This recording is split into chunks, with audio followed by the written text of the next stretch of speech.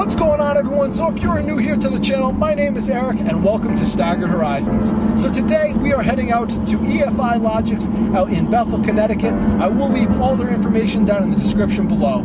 So we are heading out there today to finally, after quite some time, to get a professional look at my 2008 Subaru Legacy GT that we've been having some boost issues with. So they specialize in Subarus and quite a few other cars, and I've heard great things about them. So our goal today is to basically figure out the exact issue here so we can get to fixing this car and then having some fun and start modifying this Legacy GT. So let's head out and see what happens.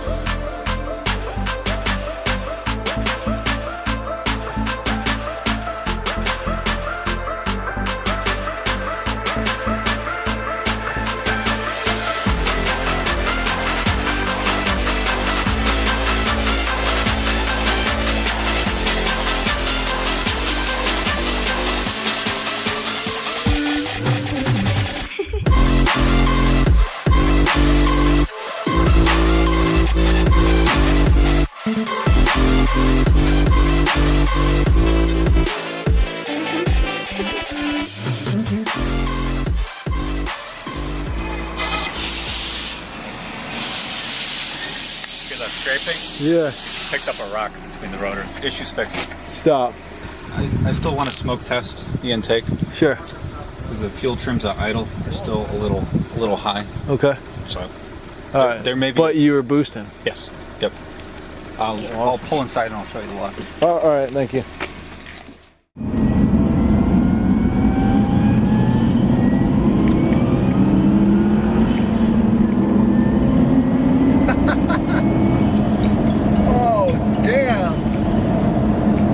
Like hitting boost for the first time. So as you can see by the smile on my face here, the boost issue is resolved. So I know I really didn't film too much at EFI Logics, and I just didn't want to have the camera up in somebody's face while they were trying to figure this out, figure that out, and I just really didn't have my camera out much.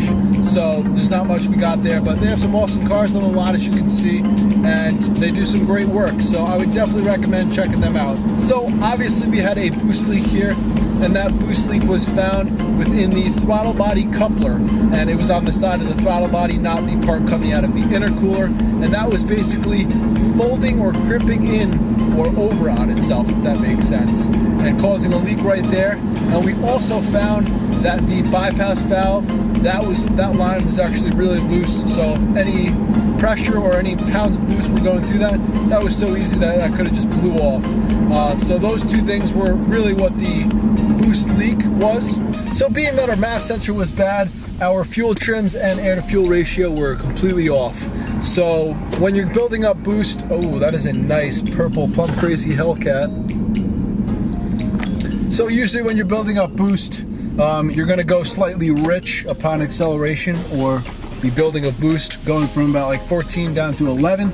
And instead, in this case, with the issue here, we were trying to build up boost and we were getting so lean up to like 20 instead of like 14.2 down to 11. So we immediately took out that bad MAF sensor. I saw after I was shown that it was just completely black, toast. So we put in a new MAF sensor, went for a ride, data logged again. That was like the third data log, just to make sure everything was running well after that. And that pretty much solved the issue here. So we did update the firmware on the access port. We went on the Cobb site and downloaded the Stage 1 V301 instead of 300, which I was running originally. Uploaded that onto the car and went out for one last drive. And that's when I finally drove the car.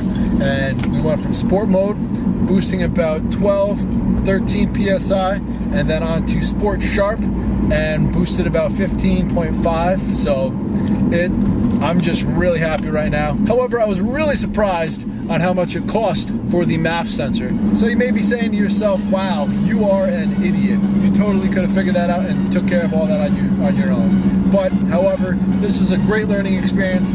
I did learn a lot more about this car, and I do have a lot more to learn. This is my first turbocharged car. Right now, I'm just really happy that we addressed this issue.